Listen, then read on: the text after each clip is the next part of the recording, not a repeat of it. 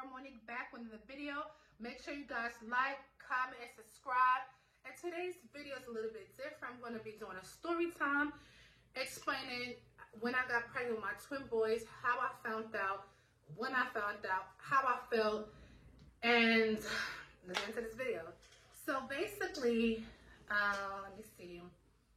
I was 16 years old. Okay, let's get a little backstory. Okay, cool. So, me and their father had been dating for a while now. Let me see. We started dating back when I was 16, but I actually knew him when I was 13. And we started dating when I was 16 because I had moved to North Carolina with my father due to me, getting in trouble, just, doing some stuff that teenagers is not supposed to do. So that was that. So I moved to North Carolina when I was 15. Yeah, it was 15, not 16. I moved to North Carolina when I was 15. Then, I wasn't really talking to nobody when I was out there. I was still talking to somebody that was still in New York. But, he was in college and, things I knew wasn't going to work out. So, boom. So, in North Carolina, doing my thing, having fun. Things didn't work out with me living with my father or my stepmother. I'll probably do a story time telling, what went down with that situation. But, I'm going to stick to what I'm talking about today. So, moved to North Carolina. Things didn't really work out. Me living with him and his wife, whatever, boom. I went to Job Corps in Kentucky. I had two choices to go to the Job Corps in Atlanta, which was all girls, or to go to the Job Corps in Kentucky, which is Louisville. So I decided to go to the one in Louisville because A, it was co-ed, and B, who wants to be around a bunch of girls? Not me. Got time for it. Yeah, I'm good. So went to Job Corps in Kentucky, and prior to that, prior to me going to Kentucky, I was still in North Carolina, right? One of his best friends at the time called me, and I thought they said something about me. Long story short, me and my kid's father started back talking. So we talking, whatever, go to Kentucky. And one thing about Job Corps, I like the fact that for Thanksgiving and Christmas, they was able to fly you out wherever you wanted to go. So if you wanted to go back home to New York, Detroit, Chicago, if you want to go back home to Mississippi, they will fly you out. So I'm like, okay, cool. So went back home for Thanksgiving. Me and their father did not link up, unfortunately, because of the simple fact that it's just that the timing. Like, we was talking. We started back talking October, right? Of 2005. Right? We never linked up when I came back to New York, whatever. I actually linked up with somebody else. I'm gonna just put that out there. Anyway, I linked up with somebody else, then linked up with him, whatever. Boom. So we still talking. I'm in Job Corps here in New York, whatever, here in Brooklyn. We talking. We're not official as a couple, so that's how I'm like, we just talking. We're not really dating. We have no title, so we just talking, boom. So Christmas come, I'm like, okay, cool. So I didn't link up with him in Thanksgiving. I just want to link up with him for Christmas. So we on the phone, we planned everything out. We linked up for Christmas. We had, a good time. I believe we went to the movies. Because one thing about Job Corps, the breaks. So for Thanksgiving break was just the regular 2 days. We left Wednesday. I came back on that Sunday. But for the Christmas break, I knew it was going to be from Christmas Eve all the way till New Year's. So I was excited to see him. We linked up, whatever, we chilled, we had fun.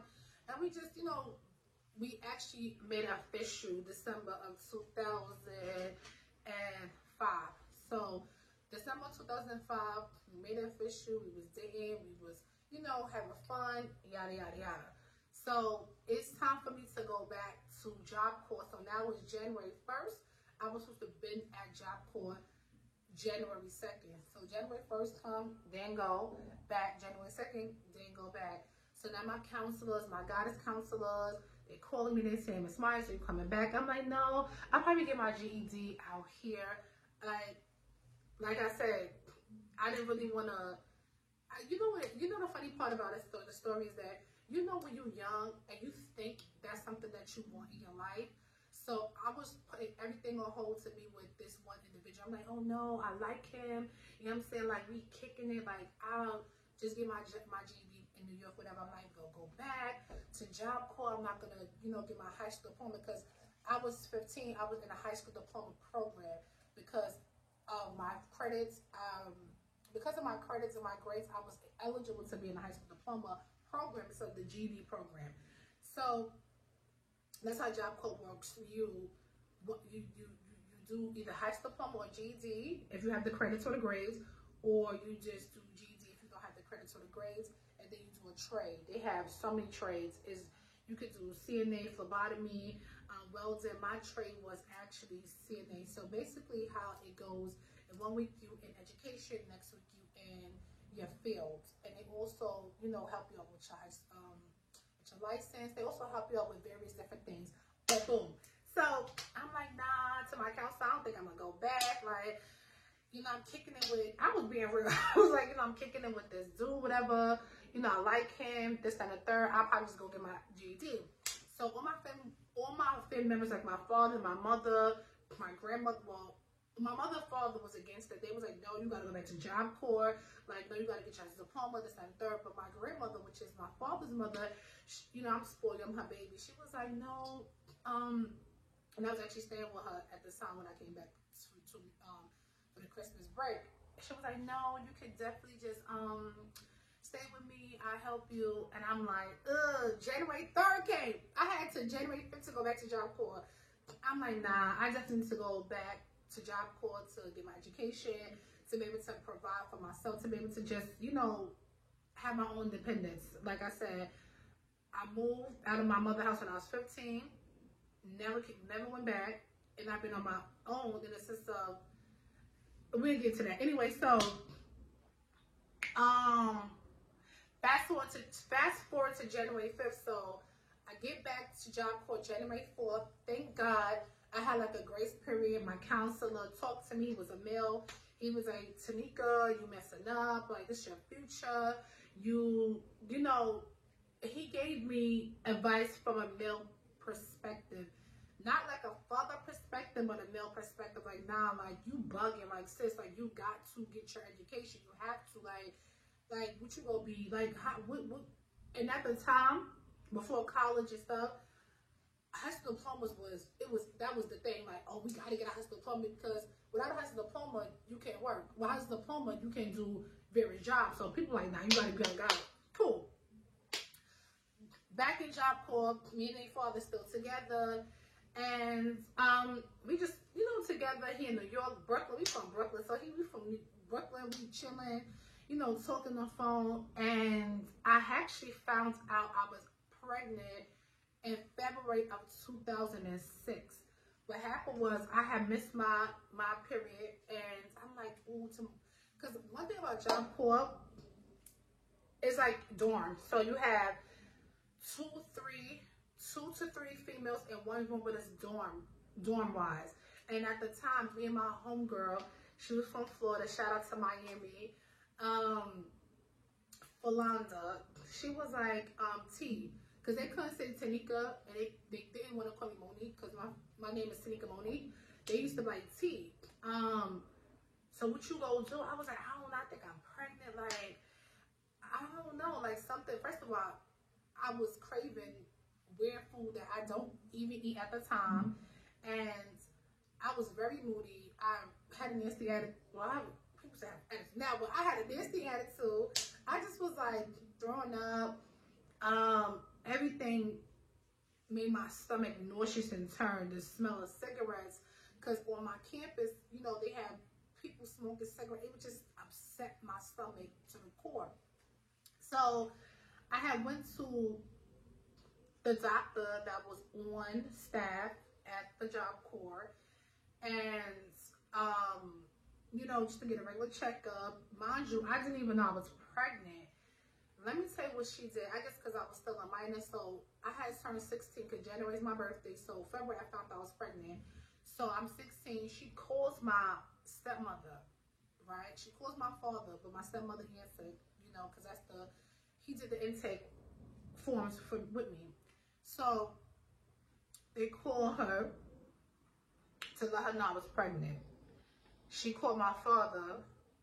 My father called my mother in New York. Now, I wasn't there in New York, but I heard my mother was very disappointed. I heard, you know, she was very emotional.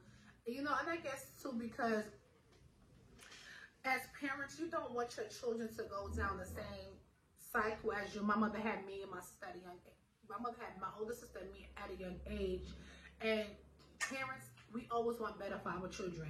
Like, we don't want children to follow in our footsteps. And like I said, you know, that hurt her. You know, so I believe, you know, that really hurt her. They're like, you know, my daughter, my baby, she pregnant. They're like, what? No high school diploma, no nothing, no, she pregnant. She, you know, she bugging. So at the time, I was keeping my baby. I was like, no, like, I don't care what y'all saying. And my father, their family is Pentecostal, you know, Christians. And you know how that goes. They don't believe in abortion. They don't believe in a lot of stuff. But abortion, it's out the question. And for me, I'm like, yeah, you know, I'm a like, I was like, nah, I'm not even trying to go that route. You know, I love this man, whatever. And I believe that we could start a future. Mind you, I had no high school diploma. I had nothing. I had nothing. Just my name, my birth certificate, I had nothing. And I'm like, now, I believe that we can make it. Like, I'm going to definitely have this baby. And I started grinding in Job Corps. Yo, when I tell you, it takes people 6 to 7 months to get a high school diploma. So when I came back in January, I found out February, it took me 4 weeks just to get my diploma. I was grinding. Like, I would go to my classes. I studied because I'm like, yeah, I have to leave Kentucky with a high school diploma, try to plead my case to my family. Why I should have this baby? Why I should keep this baby? Boom. So I get my high school diploma, passed it, whatever. And I'm like, yeah, I'm leaving. I'm like, I don't want to finish the trade. Don't want to finish my job. I'm home. So I told my father, he like, okay, whatever. So my grandfather, which is his father, he bought my ticket. He met me at the JFK airport. And he was like, you know, Monique, what you gonna do? I'm like, well, I'm gonna have my baby. I'm gonna, you know, do what I have to do. I'm gonna live with my grandmother, which is my father's mother. I was like, I'm gonna live up the block with my mother. And we used to be a happy family, mind you. That's a 16-year-old talking. Because, you know, and let me tell you why I say that. Because when we are in our teenage years, we don't think clearly as we ought to do. It's teenagers. Like, I feel like teenagers should get passes on the stuff that they do. Because, like I said, it's stupidness, if you ask me, to its core. But, again, young, it is what it is. So, I was having my baby. So what my mother did, my mother found out, came back to New York. And, of course, she was like, oh, no. It was his mother. And my mother was like, oh, no, you shouldn't have the baby. And I'm like, are you guys going to take care of it? Like, what we going to do? Like, because one thing about me and one thing about my mother, how she raised us to be independent. Like, my mother raised me and my older sister to be very independent. Like, I mean, to hustle, to get she really instilled that in us. And I had that, I'm like, what? Like, nah, you ain't gonna tell me what I do. And so I'm like to his mother, I was like to my kid's grandmother, I was like, well, you know, no disrespect with her, but it's not between you and him. You and my mother, it's between me and him. So of course he was like, no, we're gonna have it. So long story short, my mother, whatever, she, you know, she made some promises, this and that, whatever, not really gonna get to that, whatever. Boom, she like, made some promises, they didn't fall through, so she made me get an abortion. Boom, I was 16. I remember when I did get that abortion, the day was like, the day was like real sad for me. I was crying, I was like, no. I'll probably do a story time on that too, because, you know, that it was very emotional for me. I was like, no, I don't want to get it, but, you know, it is what it is what it was at the time. So, fast forward to, I got my abortion in March 4th. Yeah, you know what I'm saying?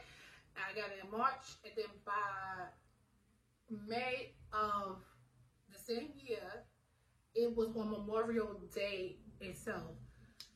So I'm like, I don't know, something is not right. I'm like, yo, I don't know, something's not right. So me and my sister and our good friend at the time, we went to Coney Island, right?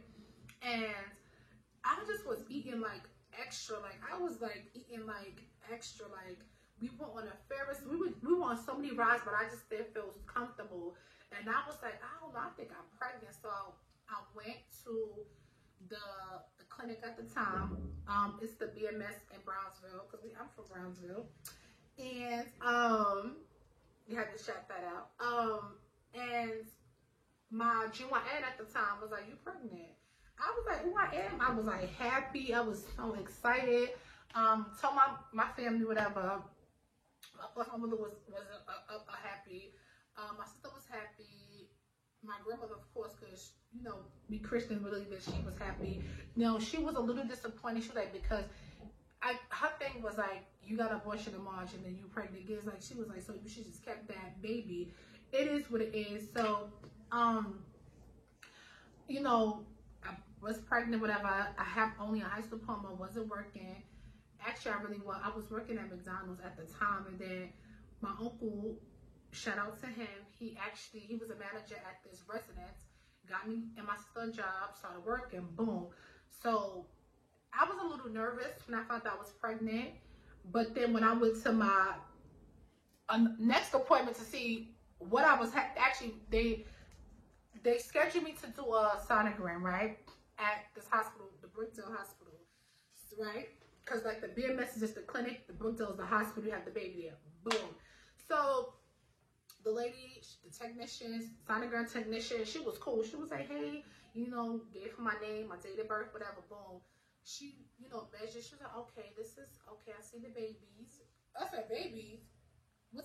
What babies? You mean baby? She was like, no, Miss Myers, I see two. I said, two of what? She was, I see two babies, twin A and twin B. I was like, no, you got to do the sonic. Miss, come in. I was like, baby, you have to do the sonogram again. So she was like, she turned the screen, right? And she let me see the screen. And when I tell you, because they wasn't identical, they was in different sacs. So basically, when they're fraternal twins, they have different sacs. So it's hard to explain, but they wasn't identical, it was fraternal. So 2 different sacs. So I'm like, nah, this can't be my life. Now at the time I'm still 16, I'm 17 at the time. When I found out, I'm like, no, this can't be my life. What's going on? First of all, and then she was like, it looked like you having a girl, it looked like you having a boy. So I'm like, okay, I'm like 3 months pregnant at the time. I don't know, was that 12 to 15 child, I don't know. I was so freaking nervous. First of all, I was crying. Not even crying because like, oh my God, I was like, crying of like, what is my life, period. Let me just be real, my life. I'm like, I can't even say, I would say, what did I do? I'm like, dang, Monique, oh my gosh, 2 babies at one time, like, girl, you gotta get your life, like, what's going on? And I just was all over the place. I was so scared. Oh my gosh, I was like 2 babies at one time, 17, lived with my grandmother at the time. I have a full-time job, so that was a good thing.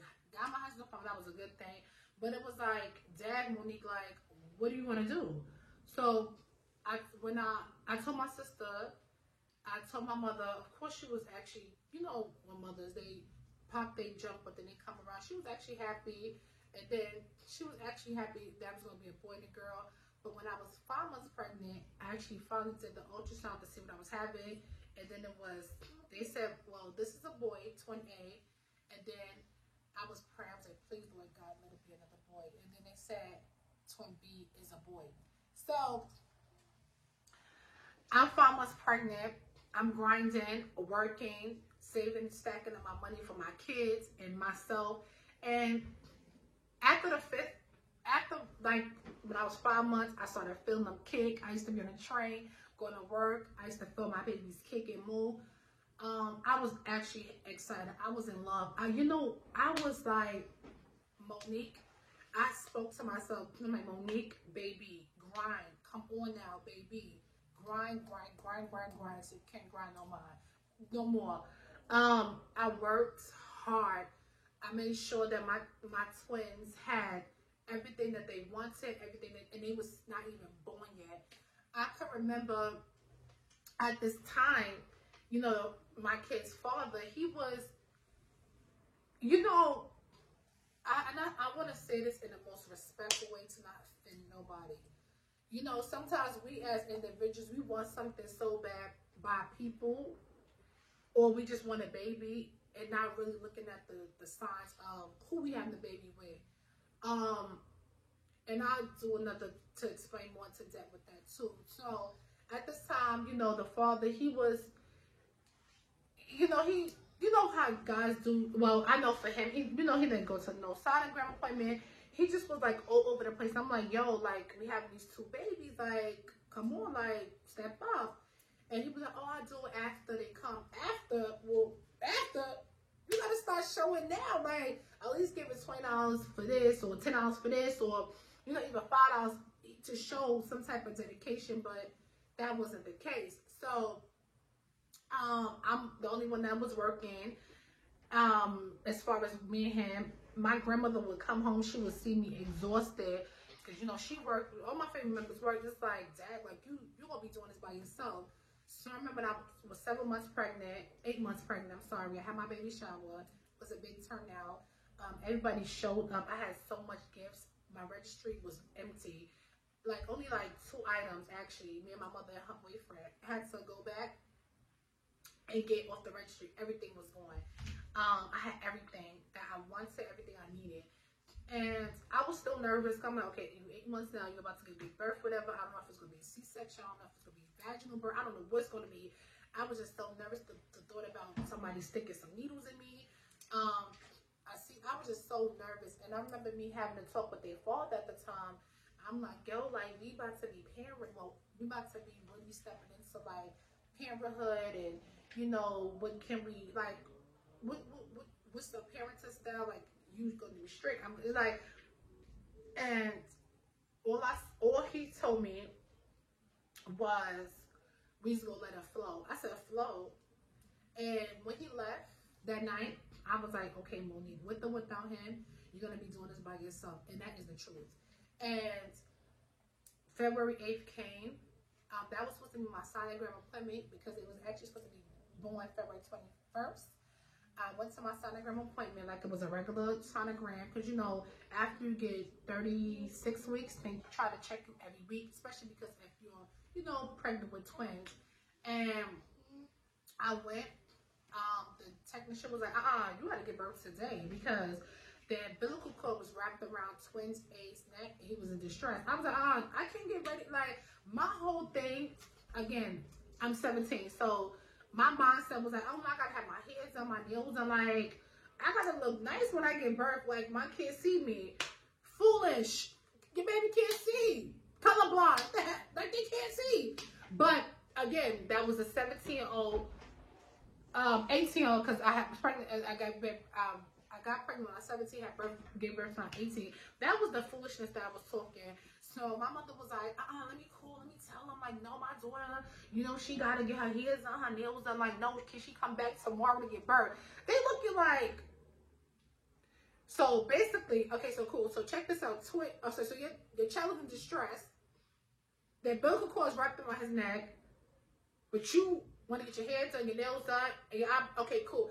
No, they ain't gonna tell me to come back. They said, Miss, we're gonna start prepping you for surgery. And we have to get these babies out right now. So I'm like, oh my gosh, they sticking this. I'm like, mama, they sticking this IV in me. Like, they're really not trying to let me get my hair done. Like, I was so ratchet, ghetto. Child was doing the most. So they finally came at 12. I always say 12. You know why? Because my daughter was born around that time. But they came at 2:57. 2:57 and 2:59. They 2 minutes apart. Yes, 2:57 to p.m. And the birthing experience was good. I remember when, because you know that when you get a C-section, they prep you first, and then the father's allowed to come in. And the birthing experience was cool. The father really got on my nerve. He was complaining about wearing blue scrubs, just a whole bunch of foolishness. At this time, I was over him, and I was actually over the process of being pregnant. I was like, okay, cool. I just want to have my babies, see my babies, and start, you know, taking care of my babies. And Twin A came out. I heard him cry. Amir. He was 4'11" and 19 inches. And Amari came. He was 5'4", and he was 19 inches as well, which was twin B. And I didn't really get to see him because I was actually asleep by then. I don't know what they gave me. All I remember after the birthing experience, the C-section, the recovery, the first night I was out of it. I kept asking for more meds. I believe I was on Percocets. And then the next day, the nurse came. She was like, no, you got to get up and start walking so you can take you and your babies home. Because when you have a cesarean, it's 4 days in the hospital. So the babies went straight to NICU because they was premature. I actually didn't get to hold Amari till the next day. I held him. He was in my room. But with Amir, I couldn't hold him because of the simple fact that he was in the NICU, the incubator. And all I could see was, I don't know. You know, I was even gonna get emotional. I'm gonna try not to, but you know, he was in a little incubator. He had like this thing around on his little hand, whatever. That's the one that was in distress, and I just saw him, and I just was like, Lord, you know, being brought up in an environment where your family is Christians and believers, and they praying and fasting, just the whole like. I just begin to just like cry. I'm like, Lord, like, I don't know. I call my grandmother. You know, we prayed and stuff like that. And, you know, I got discharged. Me and Amari got discharged after the 4th day. But Amir, he had to stay in there because, again, he was 4'11". He had lost some weight. That's what babies usually do. They usually lose weight. And they just wanted his weight to be, you know, caught up until they discharged him. But finally got the babies home together.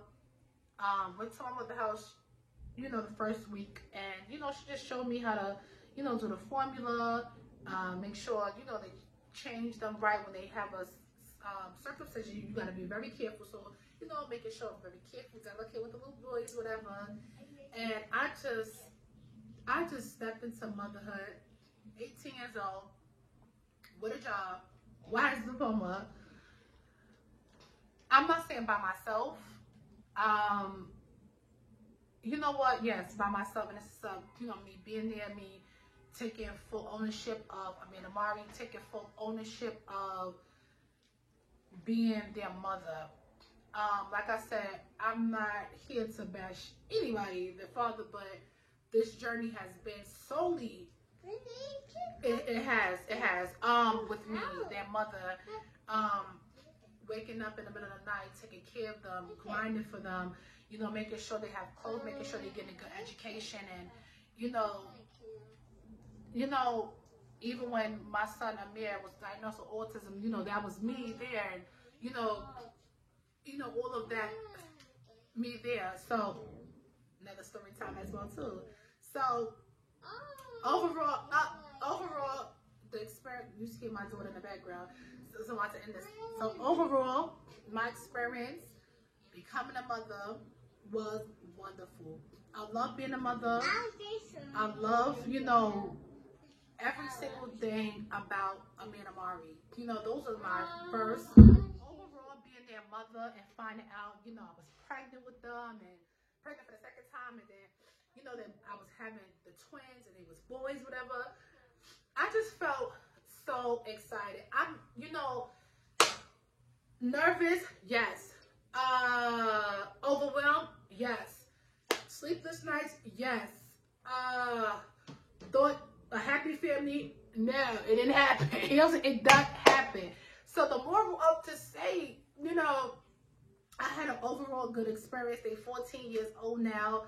they have been such a blessing in my life. And, you know, being a young mother, a young single mother, and yes, me and, you know, me and their father were still together, you know, for years. But again, you can be together with somebody but single in a sense of is somebody tapped out. You doing everything, you giving everything, something tapped out. And that's how it was. I was raising men and Marie by myself, still in the relationship. And if I could do everything all over, would I? No. I wouldn't even choose a different form. I think I would. Not playing. I don't know. Maybe, I don't know. But anyway, if I could do it all over again, I would. The birthing experience was amazing. When I actually had them by myself, going places by myself with them, it just felt like, Dad, Monique, you really showed out. And I'm going to continue to show out for them because, like I said, they didn't ask to be here. They didn't. So who am I for what? What? Though, the joy of my life. And they are, and you know, everybody that meets Amanda Mari, teachers,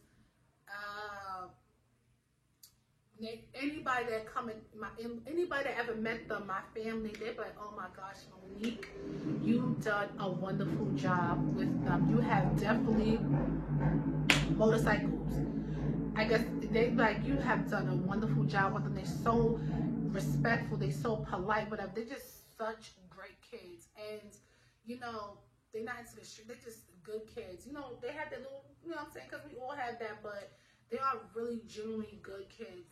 And I'm happy God has given me the tools to be able to raise them right, to be able to learn from, you know, how I was raised, to be able to bring something different with them.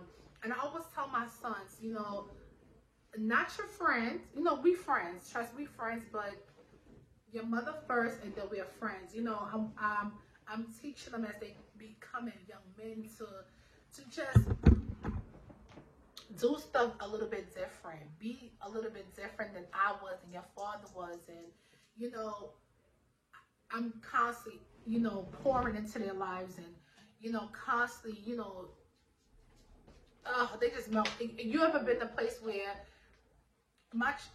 they're just the joy of my life, the joy of my life. So that was my little story time. Teenage, yes, I was a teenage, I was a baby trying to raise some babies, and look how it turned out. My sons, they're in 8th grade, they're about to graduate, they're about to be in high school, and I mean, it's just, let me call it this vlog before I get too emotional. It's just a blessing. So make sure you guys like, comment, subscribe, food for thought. And this is what I'm going to leave you guys with, whoever's listening to it. When you are young in a relationship, I don't care if you're 14, 15, 16, 17, 18, 19, I don't even care if you're in your 30s, 20s.